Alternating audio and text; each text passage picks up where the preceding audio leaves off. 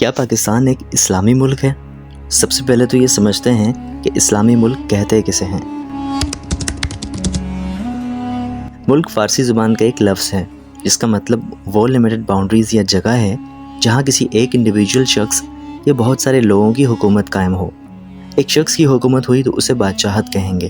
اگر بہت سارے لوگ مل کر حکومت کر رہے ہوں تو اسے ڈیموکریسی یعنی جمہوریت کہیں گے، جو کہ اس وقت ہمارے ملک پاکستان میں قائم ہے۔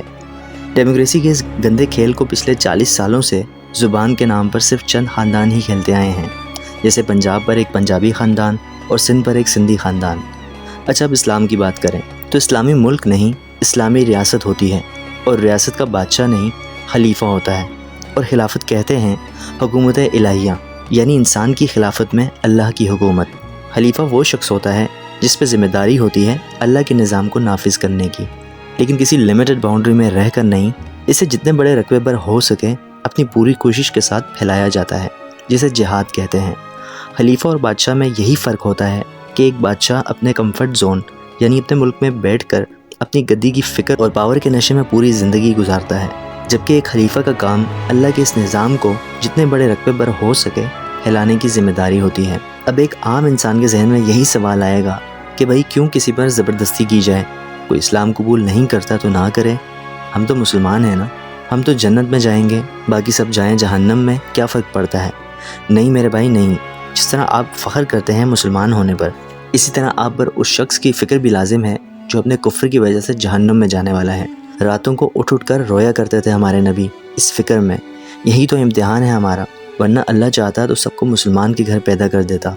انسان بہت مفلسی اور مشقت کی حالت میں ہے، اور اسلام اللہ کا انسان کو ایک تحفہ ہے جو جہالت کے اندھیروں کو مٹاتا ہے۔ اور میں سمجھتا ہوں کہ اس پر کسی ایک جماعت یا ملک کا کاپی رائٹ نہیں ہونا چاہیے۔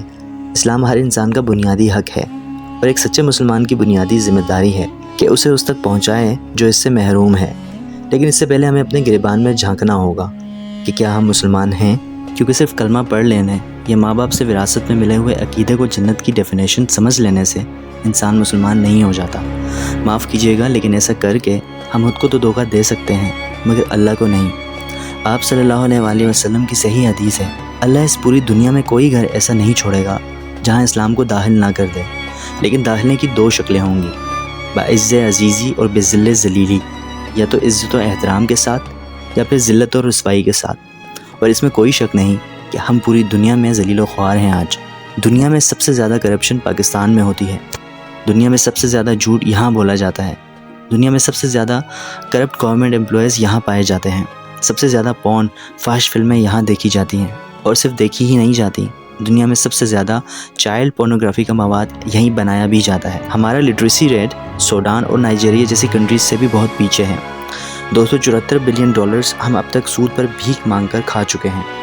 ابھی بھی آپ کی روح نہیں کانپی تو اور سنیے، یہاں قبر میں دفن ہوئی ہوئی عورت کے ساتھ زیادتی کی جاتی ہے، یہاں حرام گوشت ہوٹلوں میں بیچا جاتا ہے، یہاں اسکولوں اور مدرسوں میں بچوں کے ساتھ غلط کام کیے جاتے ہیں۔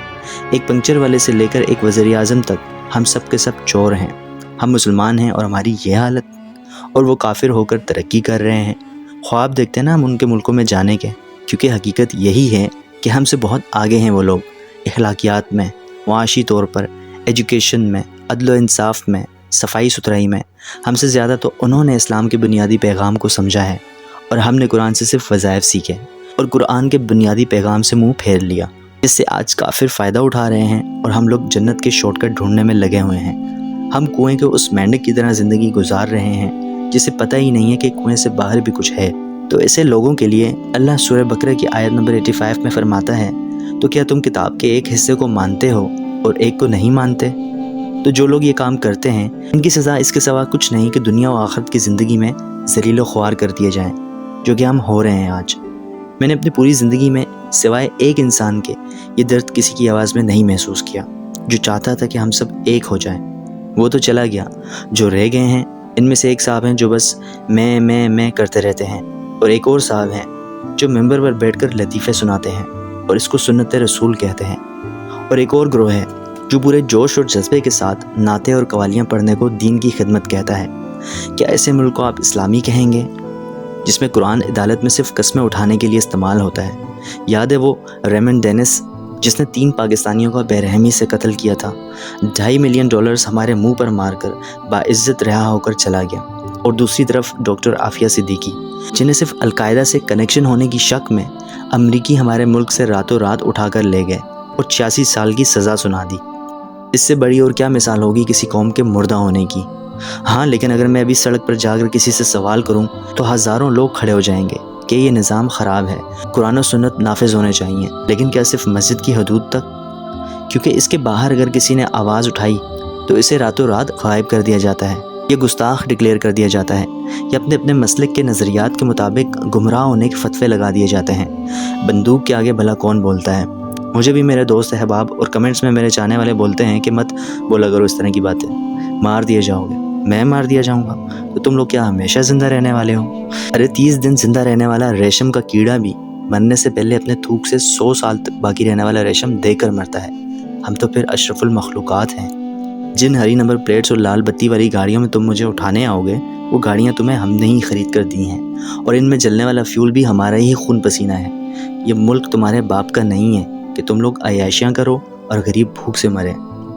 جس دن غریب آدمی کو اس بات کا احساس ہو گیا نا کہ ہمارے بچے بھوک سے بلکتے رہیں اور تمہارے کتے ہمارے پورے مہینے کے راشن سے مہنگا صرف ایک وقت کا کھانا کھایا کرتے ہیں، تو تمہاری خیر نہیں۔